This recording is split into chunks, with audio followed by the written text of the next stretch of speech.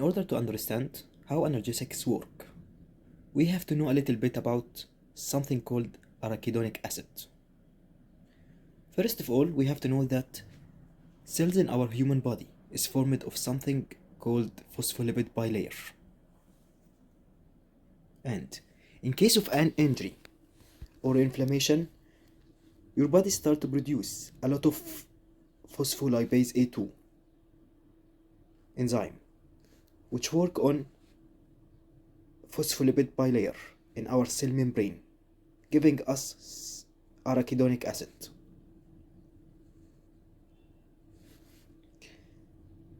Arachidonic acid is actually a polyunsaturated fatty acid, which can be converted either to prostaglandin or PG and can be converted into leukotriene.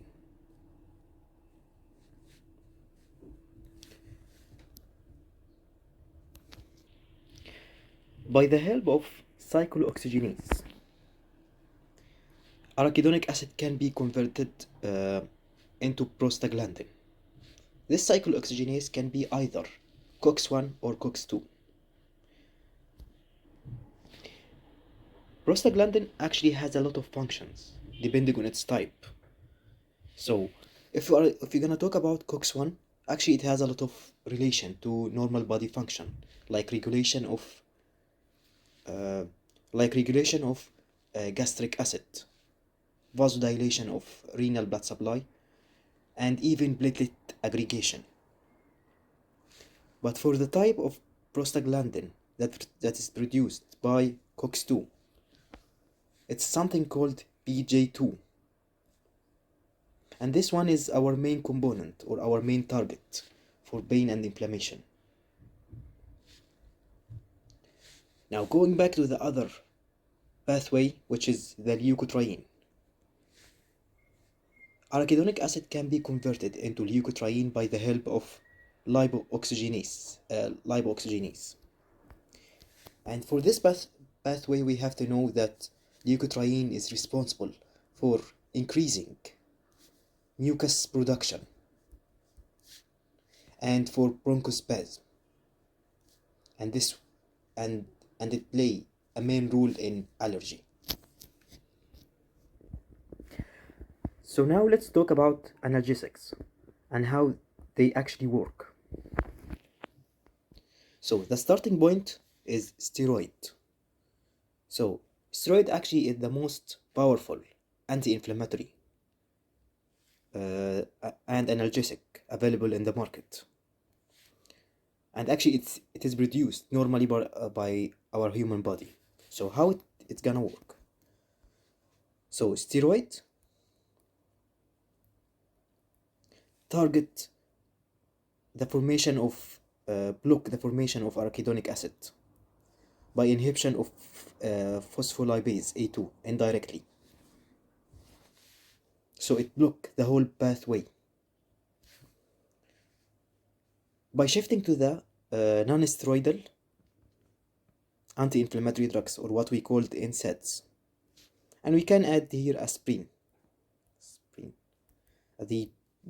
as both of them are called non-selective COX inhibitor, and actually they block this whole pathway.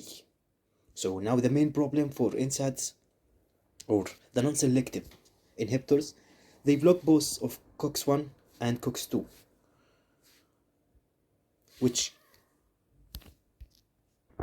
so when they block COX-1, they're gonna prevent the regulatory effect of COX-1 on gastric acid and leading to disruption of the platelet aggregation and affecting the vasodilation effect on renal blood supply.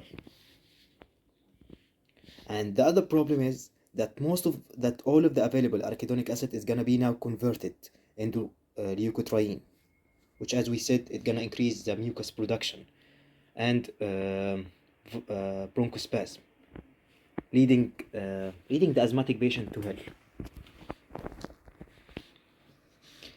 So in order to overcome this drawback, they used something called COX-2 selective inhibitors.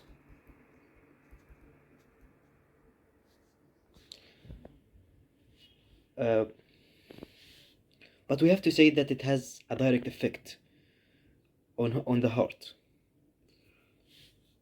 And an example of this group is Celebrex.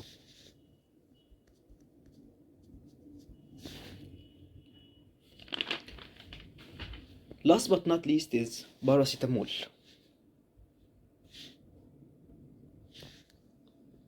Or what we call Panadol. So Panadol actually has a different theory, as it works directly on central nervous system receptor. And it can be considered as the safest analgesic of them all.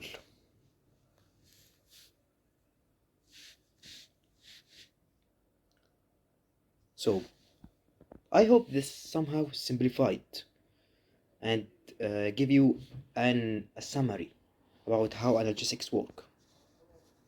So don't forget to hit the subscribe button and choose